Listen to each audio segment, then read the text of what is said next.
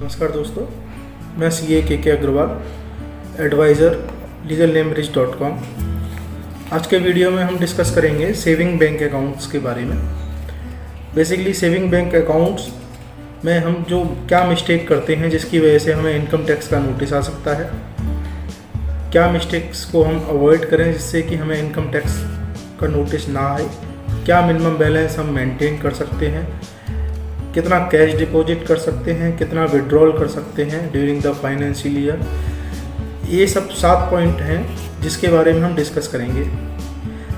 आशा करता हूँ ये इन्फॉर्मेशन आपके लिए बेनिफिशियल साबित होगी, क्योंकि कई क्लाइंट्स के क्वेश्चंस थे कि सर हम सेविंग बैंक अकाउंट को कैसे मेंटेन करें, जिसके लिए आज ये वीडियो लीगल नेम ब्रिज की तरफ से मैं बनाने जा रहा हूँ। तो पहला पॉइंट है जो हम डिस्कस करेंगे, how many saving account a person can maintain. India में इनकम टैक्स की तरफ से ऐसा कोई भी गाइडलाइन नहीं है कि आपको एक लिमिट में सेविंग बैंक अकाउंट मेंटेन करने हैं। आप मल्टीपल बैंक्स में मल्टीपल सेविंग बैंक अकाउंट्स भी मेंटेन कर सकते हैं। ये एक भी हो सकता है, 10 भी हो सकते हैं, 20 भी हो सकते हैं। वो आपके ट्रांजैक्शन पे और आपकी नेटवर्क पे डिपेंड करता है कि आपको कितने सेविंग बैंक अकाउंट्स की ज़रूरत है। अब दूसरा पॉइंट आता है कि मिनिमम बैलेंस हम सेविंग बैंक अकाउंट में कितना रखें जिससे कि हमें कोई इनकम टैक्स का नोटिस ना आए।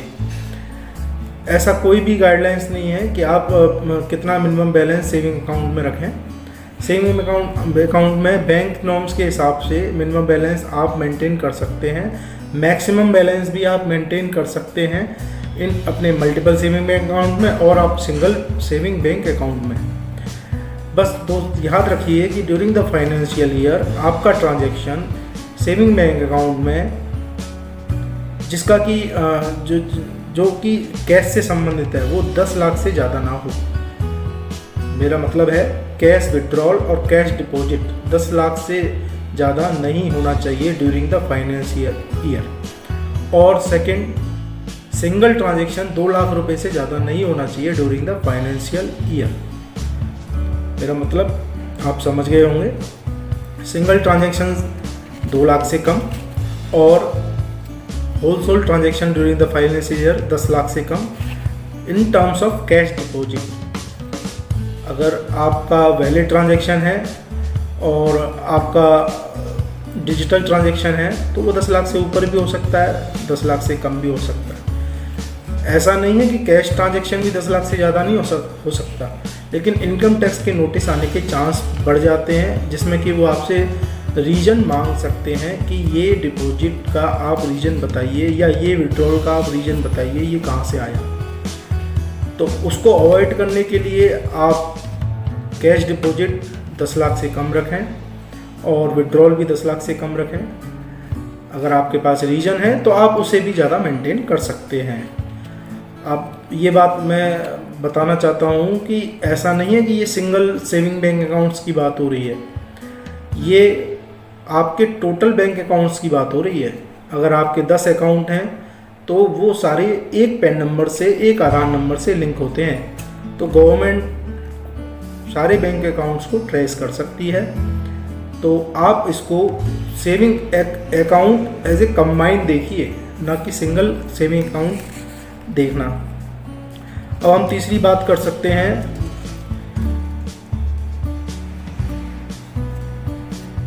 इनकम टैक्स नोटिस किन किन वजह से हमारे पास आ सकता है। तो इनकम टैक्स नोटिस वही कुछ वजह हैं जिनके बारे में बताना चाहता हूँ। एक तो अगर आपका ट्रांजैक्शन 2 लाख से ऊपर है कैश डिपॉजिट का या कैश विड्रॉल का, या 10 लाख से ऊपर है कैश डिपॉजिट का या कैश विड्रॉल का। ये भी हो सकता है कि आपका total full financial year transaction 7 lakh का ही हो कैश डिपॉजिट का, लेकिन सिंगल ट्रांजैक्शन आपने 4 लाख का किया हो, तो वहाँ भी इनकम टैक्स नोटिस आने के चांस बढ़ जाते हैं।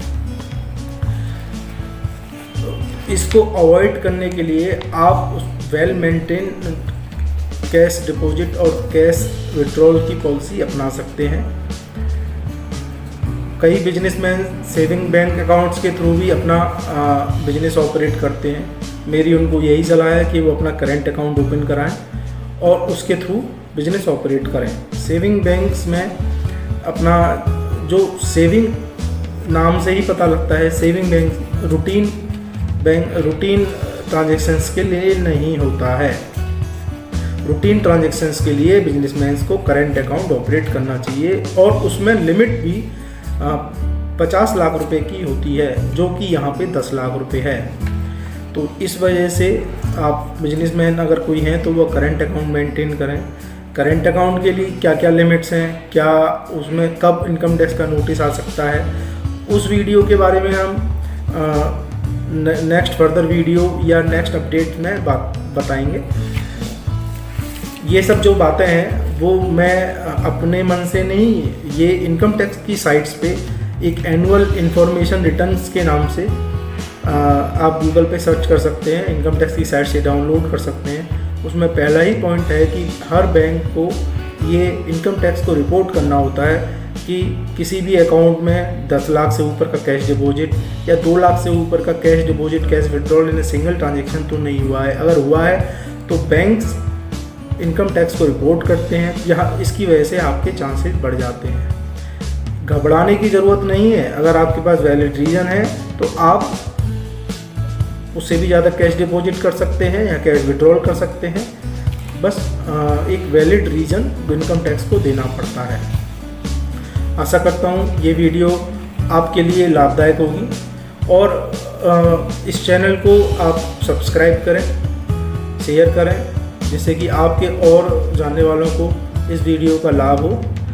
और नेक्स्ट वीडियोस और नेक्स्ट अपडेट के लिए हमारे साथ इस चैनल के साथ बने रहें। धन्यवाद।